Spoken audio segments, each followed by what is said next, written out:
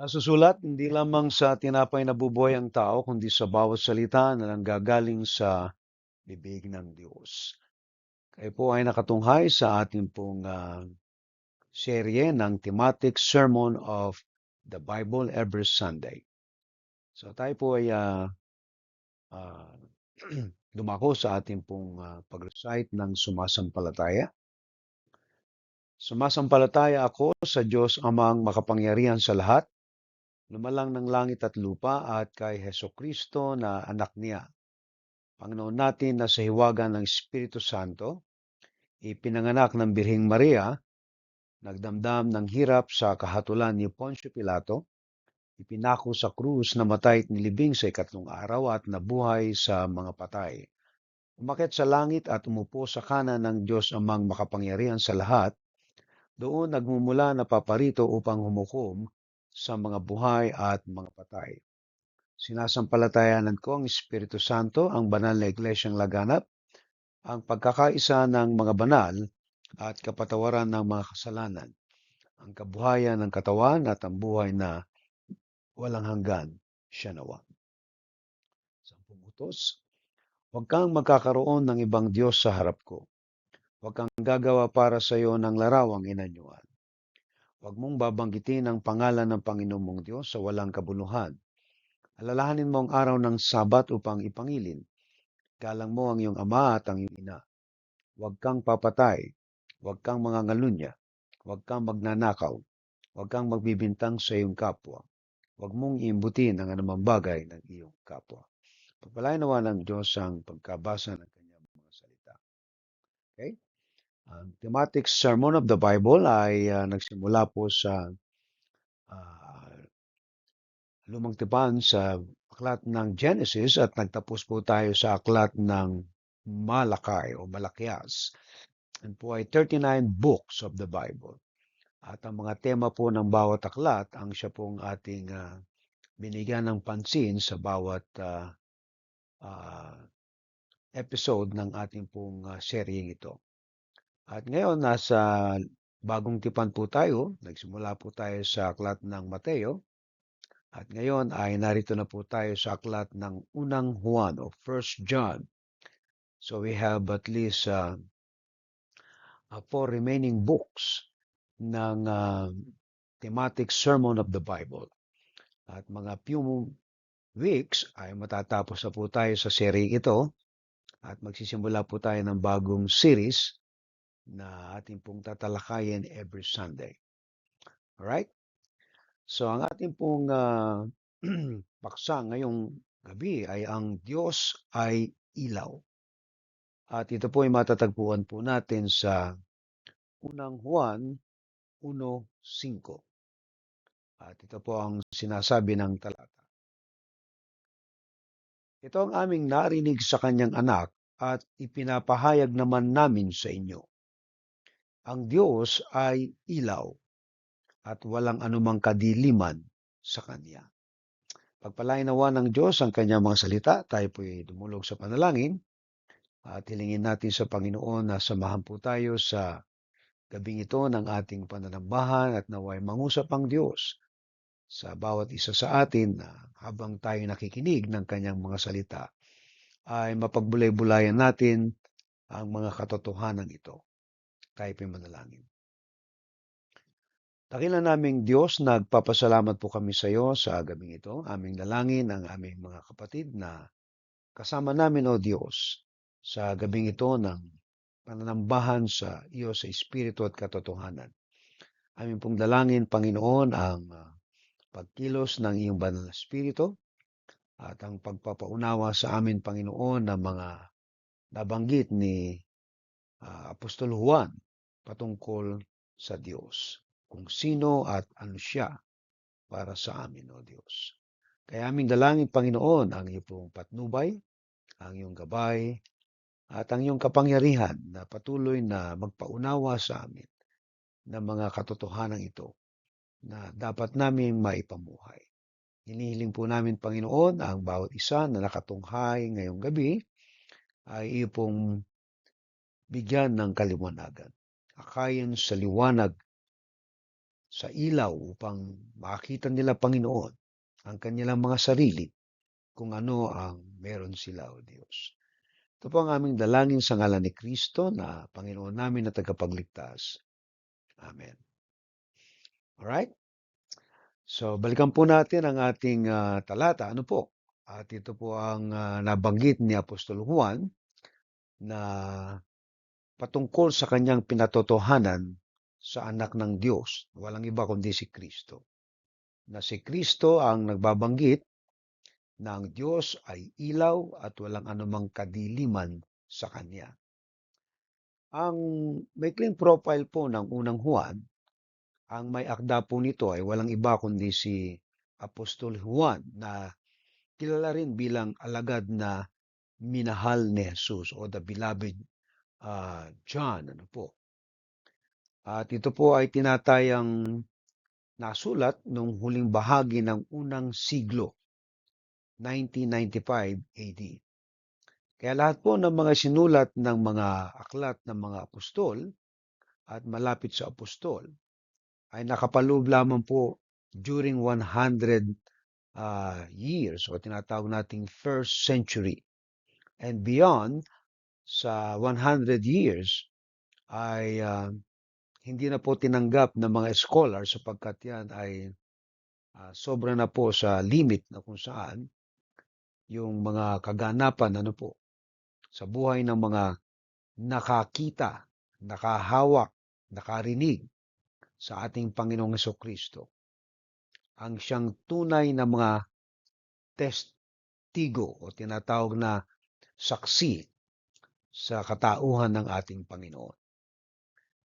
Alright? Ang uri po ng aklat na to ay isa pong liham o epistle na pangkalahatan, ngunit higit na parang isang pahayag po ito ng pagtuturo kaysa tradisyonal na liham. At ang mga pangunahing tema ay ang Diyos ay ilaw at pag-ibig. Kalawa, ang tunay na pananampalataya ay makikita sa pamumuhay, katwiran, pagsunod, at tunay na pag-ibig sa kapwa. Ikatlo ay kaugnay po rin ito ang babala laban sa maling katuruan at mga huwad na guro nung kapanahunan ni Juan. So si Juan po ay namuhay nung panahong iyon at yung mga tumutuligsa sa katuruan ng Panginoong Hesukristo at sa kanyang katauhan ay naroon pa rin.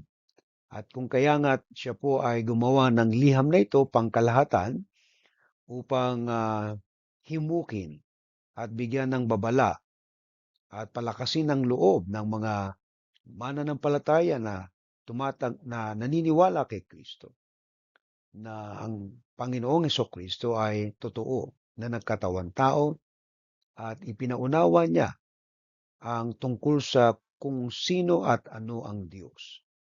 At siya mismo ang nagsasabi. Kaya kung anuman ang mga pilosopo o pilosopiya ng mga Griego patungkol sa Diyos, ang inilahad ng ating Panginoong Hesukristo ay pawang mga katotohanan na magpapatibay, magpapatunay patungkol sa katotohanan tungkol sa Diyos. Ang layunin po nito ay nabanggit natin kanina, pahapyaw, ay yung patibayin ang mga mananampalataya sa kanilang pananampalataya kay Kristo. Paalalahanan silang mamuhay ayon sa liwanag at sa pag-ibig ng Diyos. Tiyakin sa kanila na ang katiyakan ng kaligtasan. So yun po yung layunin.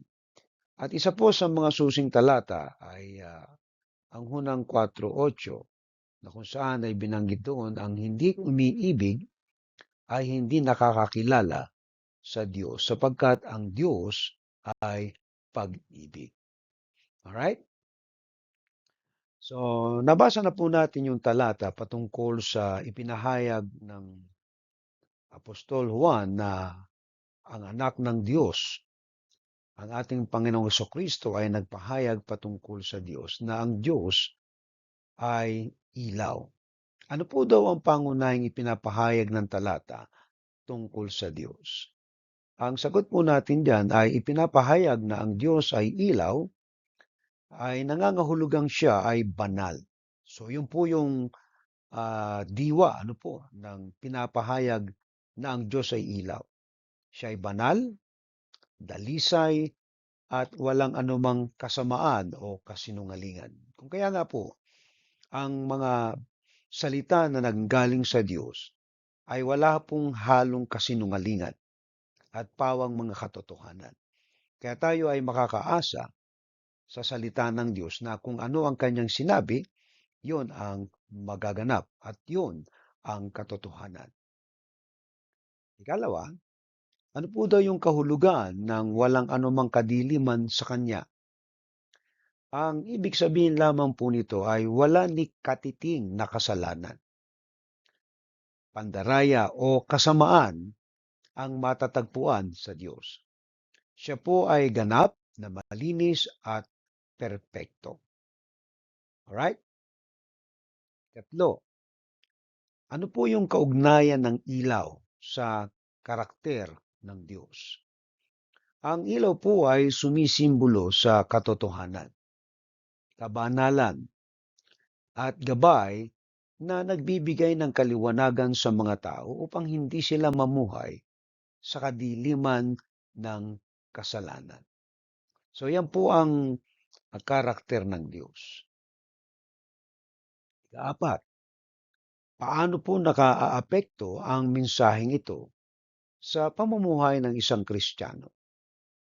Dahil ang Diyos po ay ilaw, inaanyayahan ang mananampalataya na mamuhay rin sa ilaw, iwasan ang kasalanan, at ipakita ang kabanalan sa kanilang gawain. Kalima, ano po daw ang ipinahihiwatig ng salitang narinig at ipinapahayag sa talata? Ipinapahiwatig nito na ang mensahe po ay hindi galing sa sariling haka-haka ng mga apostol, kundi sa mismong anak ng Diyos. At tungkulin nila itong ipahayag ng tapat sa iba.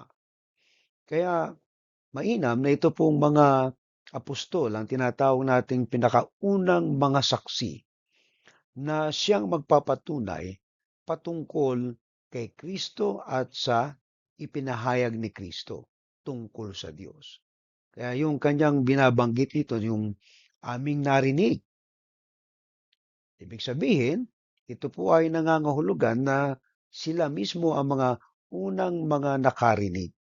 Sila yung unang mga saksi. Kaya kung ano man yung narinig nila, ayan ay nagpapahayag ng katotohanan na hindi po ito second na kumbaga narinig, kumbaga nga ay personal mismo galing sa kanila. Narinig talaga kung anong pinahayag ng ating Panginoon. Hindi po ito yung isinalin lang na kasi sabi niya, narinig namin kasi sabi niya, hindi po, kundi sila mismo na sina Apostol Juan. At yan ay nabanggit na niya sa unang Juan, uno-uno na kung saan na ay pinapahayag nila yung aming nakita, narinig, nahawakan, ang buhay na walang hanggan, walang iba kundi ang ating Panginoon Kristo. So kaya po ang kanilang mga patutuo ay mas mapapaniwalaan kaysa mga haka-haka o kwento lamang ng ibang mga kumbaga secondary ano, kundi ito ay talagang una po first hand na mga eyewitnesses. Kaya tayo ay nakatitiyak na yung ating napapakinggan, naririnig, ay galing sa ating Panginoon, yung kanyang patutuo. Alright? Now, balikan po natin, ano po, ang nabanggit doon ng ating Panginoon, ang Diyos po ay ilaw, ano? So, kung titingnan po natin ang paksang ito, at naipaliwanag po natin yung mga simbolismo ng ilaw, na ibig sabihin walang kasinungalingan, walang kasalanan, banal, dalisay ang Diyos. at hindi siya pwedeng magsinungaling. Ito yung kanyang karakter. Kaya kung ano man ang sabihin ng Diyos, lahat yun ay pawang katotohanan. At hindi nagsisinungaling ang ating Panginoong Kristo sapagkat narinig din ng ating Panginoong Kristo mismo nang ang Diyos ay magsalita at nakita doon sa panahon na si Kristo ay binabautismuhan ni John the Baptist sa ilog ng Jordan na kung saan ay binanggit ng Diyos na ito ang aking minamahal na anak. Pakinggan nyo ang kanyang sasabihin. So kaya ang ating Panginoong Kristo bilang sa pagkakatawan tao, siya mismo ang nakarinig sa Diyos at ngayon ay inihahayag sa atin ng Panginoong Kristo ang mga katotohanan patungkol sa Diyos. Sapagkat ang Diyos ay ilaw at bilang ilaw, siya rin ay pag-ibig. So kung sisiyasatin natin ang mga katangian ng Diyos, ay ipinamumulat lamang sa atin ng ating Panginoong Kristo kung sino ba at ano ang Diyos at kung paano natin siya makikilala. Kapag nakita mo si Kristo ay nakilala mo na ang Diyos. So kaya hindi tayo mag-aatubili na paniwalaan kung ano talaga ang Diyos. Ang Diyos ay ilaw. Alright? Kaliwanagan at walang kasalanan sa Kanya. Hindi siya nagsisinungaling at pawang mga katotohanan ang Kanyang nais na ihatid sa atin. Alright? At siguro magtatanong tayo kung bakit merong kasalanan, bakit merong kasamaan, bakit may kadiliman na mga sumisimbolo sa gawa ng dyablo. Na ang dyablo ay puro kasinungalingan ang ating maririnig sa kanya. Subalit ang Diyos, dahil siya ay ilaw, puro katotohanan ang ating mapapakinggan. Alright, now, anong kaugnayan nito sa buhay natin na ang Diyos ay ilaw? Alright? So, meron po tayong 5 punto na tatalakayin at ito po ay mga practical na application na mapapakinabangan natin na magagamit natin sa araw na ito. Alright? Ang tanong natin ay paano mamuhay sa kaliwanagan? Alright? So, kung ikaw ay namumuhay sa liwanag, ikaw ba ay i-stumble pa? Pwede ka ba bang matisod kung nakikita mo ang iyong lalakaran? Ang natitisod ay yung lumalakad sa dilim. Pero kung ikaw ay nasa kaliwanagan, imposible na ikaw ay matisod. Sapagkat ang namumuhay sa liwanag, nakikita niya ang lahat ng kanyang dinadaanan. Ang ibig lamang sabihin niyan, kung tayo ay namumuhay ng may kabanalan, namumuhay sa katotohanan, namumuhay sa pagsunod, ay malayo na tayo ay matisod pa sapagkat alam natin ang katotohanan. Alam natin ang kalooban ng Diyos. Yung mga natitisod ay yun yung mga mananampalataya na namumuhay sa kasalanan, namumuhay sa dilim, kung kaya sila natitisod. Alright? Ngayon, nakita po natin ang kaugnayan na ang Diyos ay ilaw sa ating buhay, kung paano ito ipinahayag ni Apostol Juan na sinabi ng ating Panginoong Hesukristo na sinasabi niya na aming narinig at ipinapahayag sa inyo, okay, na ang Diyos ay ilaw.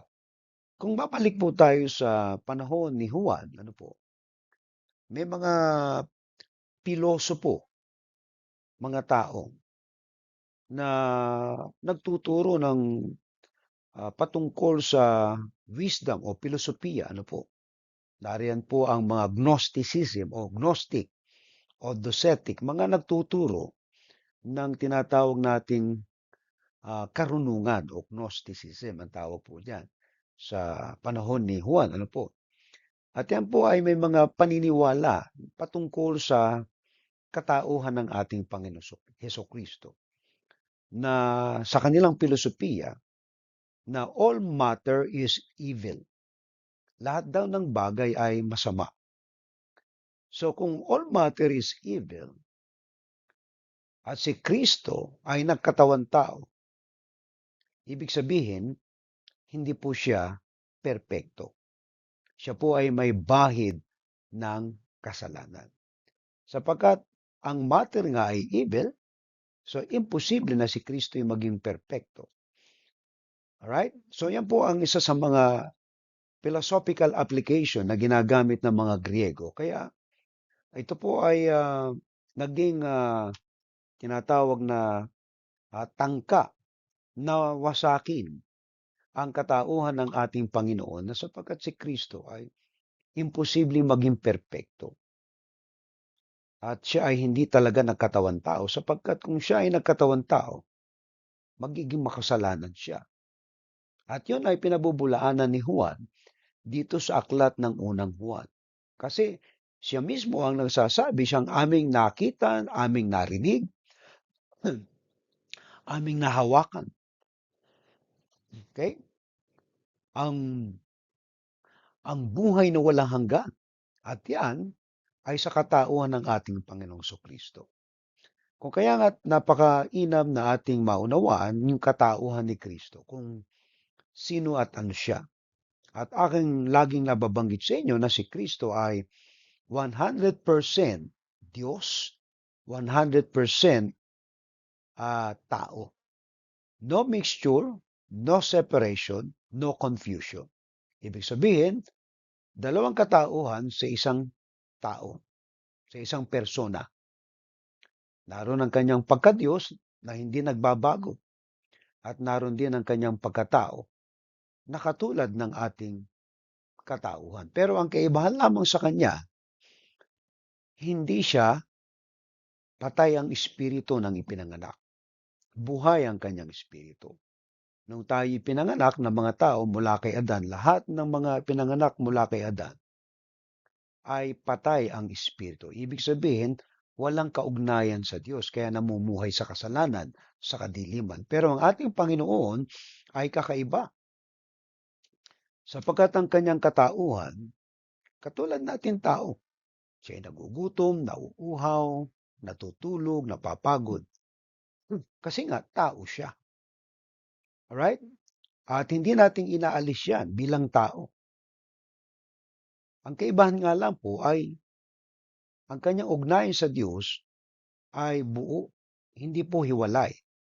Dahil buhay po ang kanyang espiritu. He is not spiritually dead. He is spiritually alive nang siya ipinanganak. Kaya yung pagkakatawan tao niya, makikita natin na naging tao siya. Hindi siya katulad ng itinuturo ng mga Griego, no, na pilosopo nila yung patungkol sa kanyang katauhan.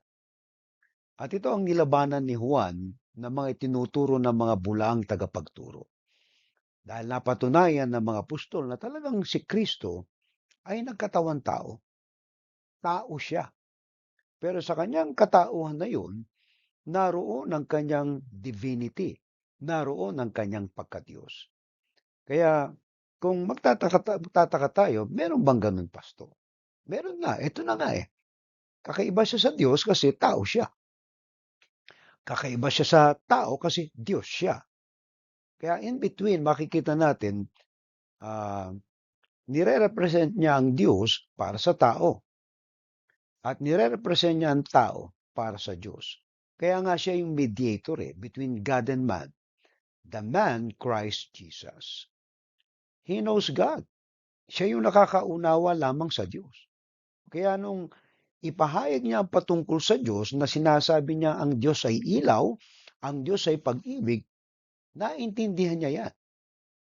At naintindihan din niya yung kalagayan ng tao sapagkat nirepresent niya ang tao sa Diyos para makalapit ang tao.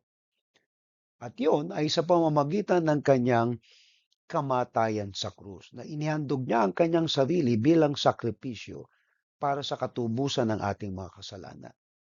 Kung kaya hindi dapat tayo makonfuse patungkol sa kalalagayan ng ating Panginoong Kristo. So tinawag po yan sa theology ng mga theologian na hypostatic union. Yung tinatawag nating the union of two substance. Yung divinity at saka yung deity at saka yung humanity. Nagsaklob po yan. At yan ay sa katauhan ng ating Panginoong Hesukristo. Kaya nga po unique ang kanyang katauhan.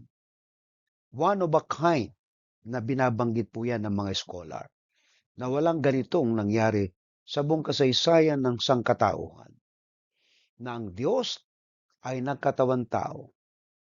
For what reason? Siyang bumaba na galing sa langit para abutin ng tao kasi walang aakyat pataas eh.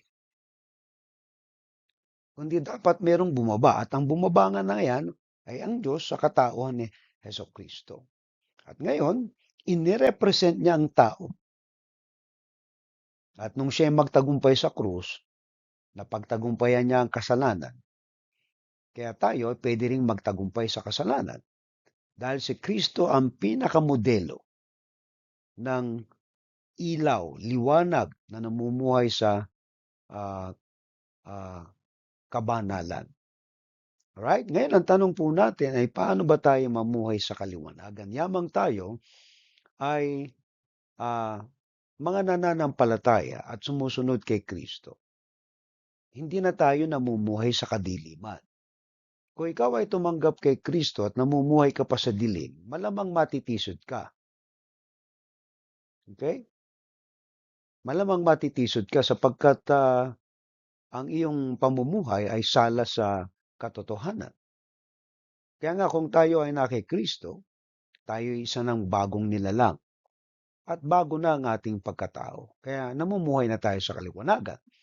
Pero kung ikaw ay namumuhay sa kasalanan, medyo malayo sa katotohanan ng buhay mo. Kaya ito, mahalaga to na maunawaan natin na ang Diyos ay ilaw. Ito mga practical application na may papamuhay po natin. Ang tanong ay kung paano mamuhay sa kaliwanagan. Alright? Naintindihan po. So una, mamuhay ng tapat at totoo. Paano ba yung tapat? Paano ba yung totoo? Yung pamumuhay po ng tapat, ibig sabihin niyan ay hindi ka nagsisinungaling. Namumuhay ka sa tama. At yung totoo, alam mo yung pundasyon ng katotohanan. So ito po yung namumuhay sa liwanag. Hindi po tayo namumuhay sa mga pagkukunwari, ano po, sa mga pamumuhay ng kasalanan sapagkat talagang matitisod po tayo niyan kung tayo namumuhay sa kasalanan. Kung ang Diyos po ay ilaw, hindi tayo dapat mamuhay sa kasinungalingan o panglilinlang. Anong gagawin natin? Sa araw-araw, piliin po nating maging tapat saan? Sa ating mga salita at sa ating mga gawa. Kung tayo po ay namumuhay sa araw-araw ng ganito, na sa katotohanan tayo, ay namumuhay po tayo sa kaliwanagan. Sapagkat yan po ang nais ng Diyos, na hindi pwedeng magkubli sa kadiliman. Yamang meron ng liwanag sa puso mo.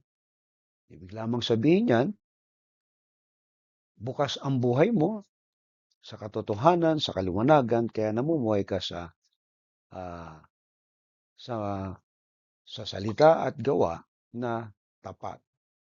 Okay? That's number one. Ikalawa, iwasan po ang mga bagay na nagdadala ng kadiliman. So, paano ba tayo iiwas sa mga bagay na nagdadala ng kadiliman? Alright? Ang kasalanan po, yan po yung nagdadala sa kadiliman. Sama ng loob at masasamang gawi ay parang dilim. Anong gagawin natin? Sadyain po nating lumayo sa mga ito upang mas maging malinaw ang ating ugnayan sa Diyos. Kasi hindi ka pwedeng hindi ka pwedeng tumagal sa liwanag eh.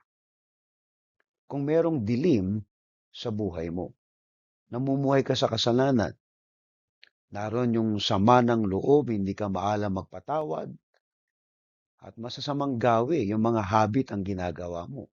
So yan po ay buhay na namumuhay sa kadiliman, wala sa kaliwanagan. Dahil ang namumuhay sa kaliwanagan ay umiiwas sa mga na nagdadala sa kanya sa dilim. Kaya nga po yung kung merong mga matitisod sa liwanag, ibig sabihin niyan, mga taong yan ay nabubuhay pa sa kasalanan. Hindi pa nila isinusuko sa Diyos yung kanilang mga lumang ugali. Amen po. Ngayon, yun lang ang paraan na mabuhay tayo sa kaliwanagan eh. Na talagang isurrender mo sa Diyos sa lahat. Kung ano man ang iyong mga karanasan na nararanasan at yung mga nasa puso mo, mga pagtatanim ng galit, ay hindi talaga kaluluguran ng Diyos yan. Kahit na sabi mo pang napaka-religyoso mong kahit linggo ay nasa simbahan ka, pero punong-puno ka ng sama ng loob at ang mga gawi mo ay hindi ka nais-nais. Naroon ang pag-iinom, naroon ang pagsusugal, naroon ang mga bisyo na hindi matigil-tigil. Tapos sasabihin mo, nasa liwanag ka kung namumuhay ka naman sa kasalanan. Para bang sinasabi natin na ah, na nagpe-pray tayo na gusto natin maging malusog. Pagkatapos, tuloy-tuloy ka naman sa paglalasing, tuloy-tuloy ka naman sa paninigarilyo, pag-inom ng alak, eh paano ka lulusog niyan? So sala po yan. Hindi pwedeng ah, naisin natin yung mga bagay na totoo, pero mali naman ang ginagawa natin. Naintindihan po. Ibig sabihin, yung mga bagay na makasisira sa iyo, wawasak sa iyo, iiwasan mo yan. Kung alam mo yung mga bisyo na yan, na hindi magbibigay ng kabutihan sa iyo, iwasan mo. Tama po. Okay? Tatlo, maging ilaw sa iba. Pag sinabi ba natin maging ilaw sa iba, ay maging patotoo ka. Kumbaga, ikaw yung magiging titingnan nila. Hindi yung ikaw yung katitisuran. Right? Maging ilaw sa iba. Maging tanglaw. Kumbaga, ikaw yung nag-guide sa kanila para makarating sila doon, hindi sila matisod sa kadiliman. Okay? Kung ang Diyos ay ilaw, tinatawag din tayo maging refleksyon ng kanyang liwanag. Kasi sa liwanag na tayo eh. Ngayon, inaaya naman tayo na maging ilaw din, liwanag sa iba. So paano natin papakita yan? So ipakita po ito sa simpleng kabutihan. Sa panong paraan? Pagtulong sa iyong kapwa. Kung meron kang maitutulong na kaya mong ibigay. Hindi naman po ito na may pamimilit pero yung pwede mong itulong sa iyong kapwa. Ang pagtulong po ay maraming paraan, ano po? Hindi lamang po pera, hindi lamang po bagay na pwedeng ibigay. Maring pagbibigay ng payo. Nakatutulong ka sa iyong kapwa, nagagabayan mo siya para makapagdesisyon sa buhay ng tama. O pagiging mabuting halimbawa. Yung nakikita sa iyo ang tamang uri ng pamumuhay. Na ikaw ay sumusunod kung anong tamang pamantayan. Na hindi komot lahat ay nangungupit, ay mangupit ka na rin. At sa aking palagay, yan po ang naging kalakaran ngayon kahit sa DPWH, ano po, na hindi nahuhuli. So ngayon, naging kumbaga, naging talamak na everybody ay pwedeng gumawa ng ganito at ang hindi na-realize yung pinsala na gagawin nila sa kanilang kapwa. Kaya ano po yan eh, yung pamantayan, kung naging modelo tayo ng katotohanan at kabutihan, ilaw po tayo sa mga tao na nabubuhay sa kadiliman. Eh, ngayon, kung tayo ay ilaw nga, pero hindi naman tayo nagliliwanag at aandap-andap tayo, ay maraming taong madidiskaril o kumbaga hindi mapagpapala ng buhay mo. Alright? Kaya po yung nakikita natin ngayon, may mga tao sa Pilipinas na tumatayo, tumitindig sa katotohanan. Ayan po ay nagsisilbing mga ilaw at gabay dun sa ibang tao na sa kabila ng mga kabulukan ng ating ilang mga pinuno sa ating pamahalaan, ay meron pala iba pang matitino. At yun mga taong yun ay mga nagsisilbing ilaw.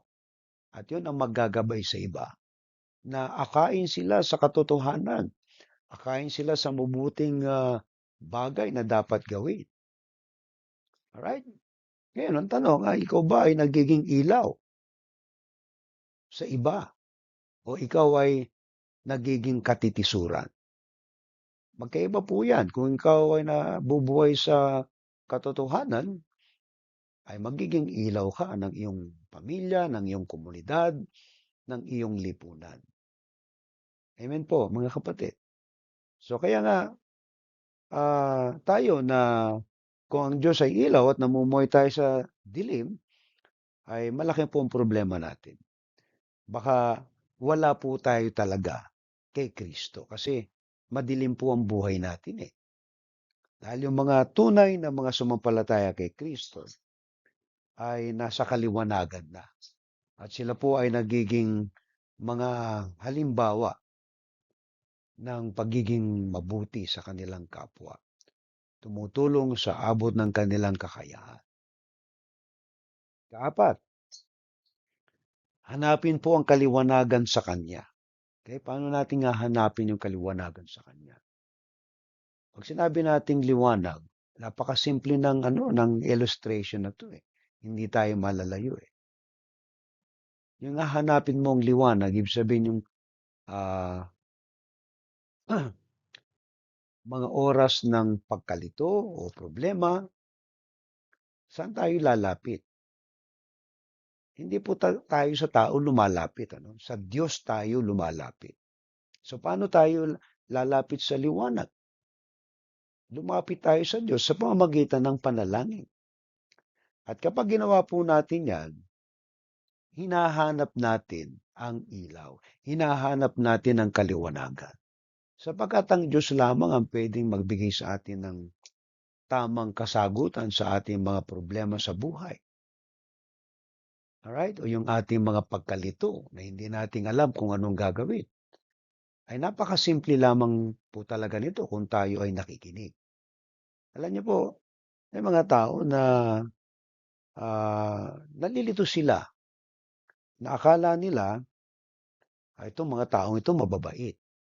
Ay uutangan mo. Ay wag ganon. Hindi po ganon ang ah, trato natin sa ating kapwa. Okay? Naintindihan niyo po.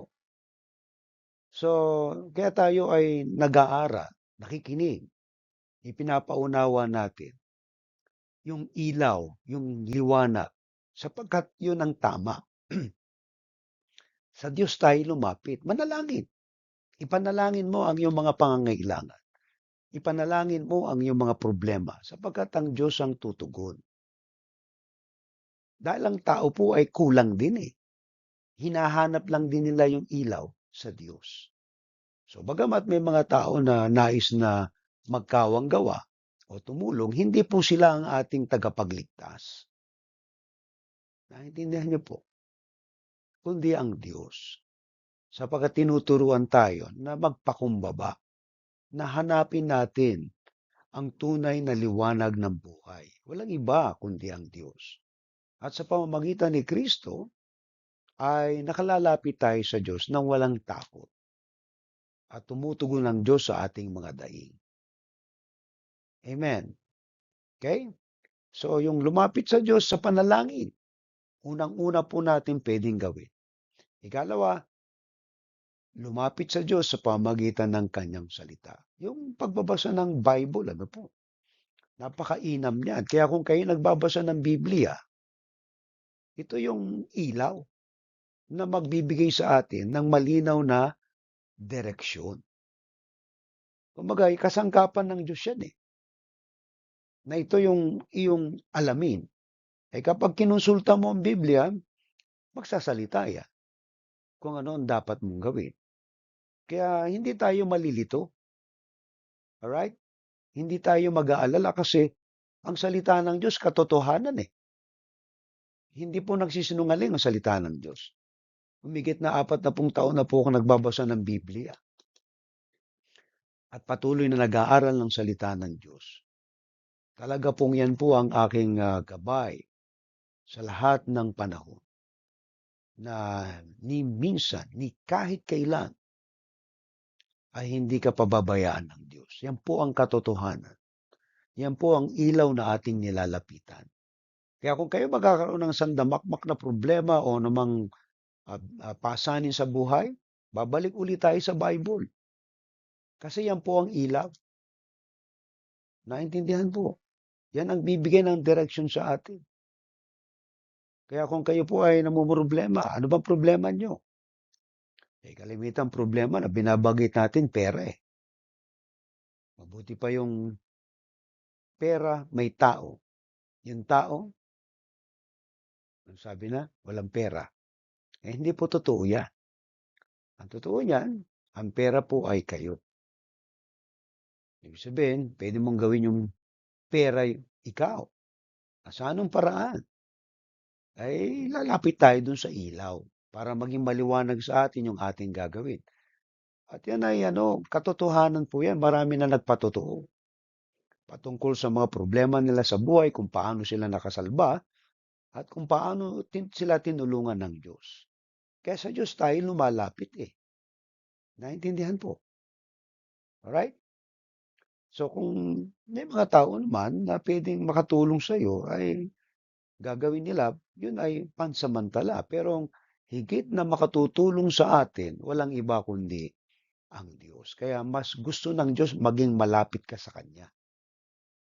Kung lumalayo ka sa Kanya, mas lumalayo sa iyo ang ilaw. Okay? Dapat talagang lagi tayong lumapit sa Kanya. Ikalima, piliin ang kabutihan kahit mahirap. Right? Merong mga bagay na titingnan natin tila madali, magawin kasi nariyan eh. Pero hindi pala mabuti. Alright? So kaya tayo, magpapasya tayo ng pagpili ng mabuti. Kahit mahirap. Paano ba natin gagawin yan?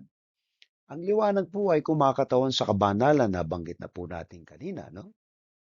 Sa mga desisyon natin, alalahaning piliin ang tama kaysa madali o magaan lamang.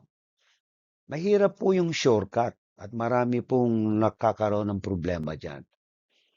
So kung ano ang tamang landas, doon tayo tumawid. Alright? Yung pagyaman po na shortcutin natin, marami nagkaroon ng problema dyan. Lalo na yung mga involved sa korupsyon ng DPWH. Yung mga congressman na yan, na madaling pagyaman pala, dapat maging politiko ka. Hello? Ito na nga po eh. Akala nila, forever silang makatatago dyan. Hindi ka makatago dyan eh. Unang-una, kukonsensyahin ka. Ikalawa, may tamang panahon ng paghuhukom. Kumbaga nga, pagpuno ng salop, kinakalos na yan. So ang Diyos po ang nag-e-expose niyan. Yung pong mga gumawa ng ganyan, akala nila forever silang makakalusot. Mga senior cut ang pagyaman, ang lalaki ng pera nila, no? Hindi lang milyon, bilyon. Ano ngayon? Alright? Tapos sasabihin mo ay siguro gusto ng Diyos na ako yumaman dahil gusto nga ng Diyos sa yumaman ka, kaya lang hindi yung pangungurap, Ang ginawa nitong mga taong ito walang yan. Gumawa ng mga ghost project, di talagang limpak-limpak na salapi. Ang tao po dyan natin mga pagnanakaw. So hindi po kinakasihan ng Diyos yan. Ang kinakasiyahan ng Diyos ay yung tama, na magsimula ka doon sa maliit hanggang lumaki yan. Alright? Hindi pwedeng shortcutin eh. Sapagkat marami nang nagkaroon ng problema dyan sa gumawa ng mga shortcut. Pagyaman man, pag-asenso, o pagkakamit ng mga karangalan, nanloko ng kapwa, ng scam, anong resulta? Dahil mali, hindi maluwalhati ang pagwawakas, kundi madugo. Kumbaga nga sabihin natin malungkot. Kasi nga, distraction ang dulo. Alright? Kaya pipili po tayo ng kabutihan. Kahit na mahirap, ginawa mo ng tama eh. At yun ang minamarapat ng Diyos na gawin natin. Kaya kung tayo ay nasa liwanag, hindi tayo matitisod. Binanggit na to eh. Ang Diyos ay ilaw. So kung ikaw ay nasa Diyos, naiilawan ka.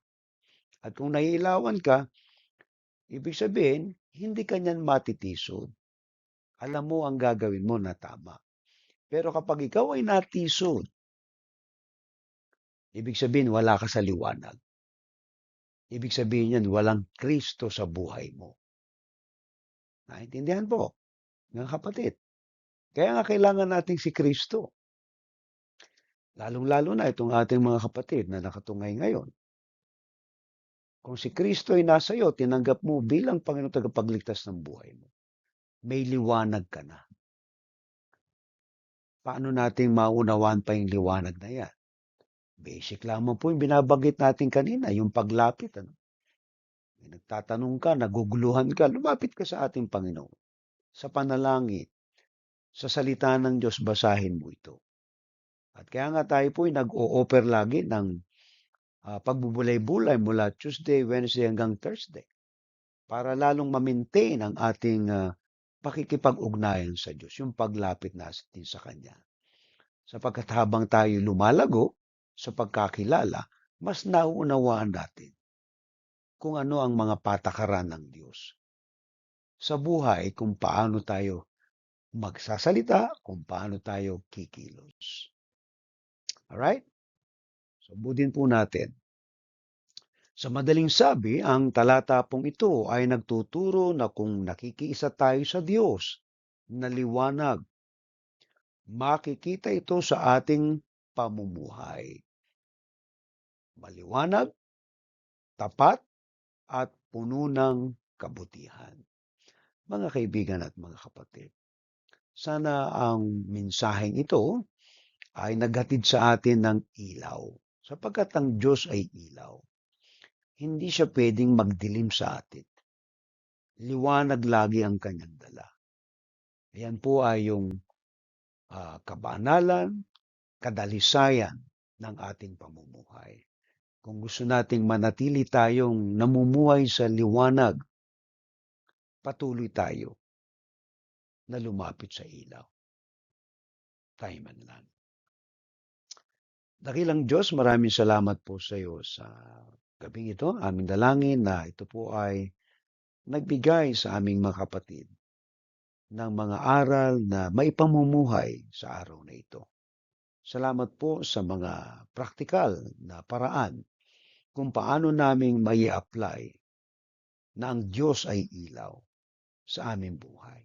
Salamat po, Panginoon, sa mga praktikal na step na ibinigay mo sa amin. Ang aming dalangin ay pagpalain po ang aming mga kapatid na sila po ay lumakad sa kaliwanagan. Ito po ang aming dalangin sa ngalan ni Kristo.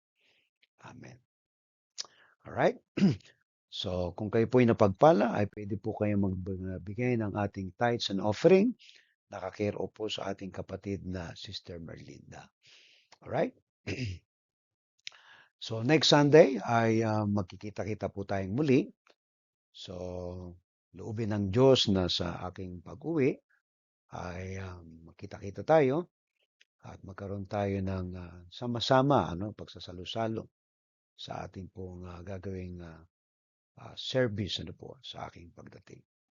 Okay, kung hindi man po ng Sunday, ng second week, malamang ika-third week. Okay? So pag-pray po ninyo kami na kami makauwi ng payapa at nawa ay hindi baha yung aming dadatnan dyan sa Pilipinas. Alright? So ating pong pangwakas ng panalangin at bendisyon, awitin po natin at pasalamatan ng Diyos doon sa ating mga kaloob kung kayo po'y napagpala. Okay? Dakilang Diyos, salamat po Panginoon sa aming mga kaloob. Naway ko po magpapala sa aming mga kapatid na hindi kinakailangang malaki ang simula, kundi maliit na nagtagiging tapat hanggang ito ay lumalaki. Kaya amin dalangin na magturo ka Panginoon sa amin ng kaunting katapatan patungo sa malaking katapatan. At pagpalain mo po ang aming mga kapatid sa kanilang mga kaloob. Right? Ito po aming dalangin sa ngalan ni Kristo. Amen. Sabitin po natin ang ating doxology. Praise God from whom all blessings flow.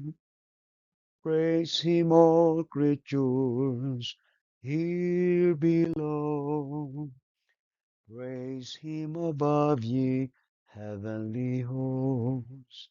Praise Father, Son, and Holy Ghost. Amen. Pagpalain ka nawa at ingatan ni Yahweh. Kahabagan ka nawa at subaybayan ni Yahweh. Lingapin ka nawa at bigyan ng kapayapaan ni Yahweh. Tatlo pong amen.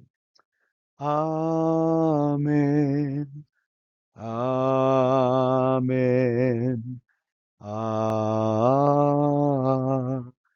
Amen. Magandang gabi sa inyong lahat.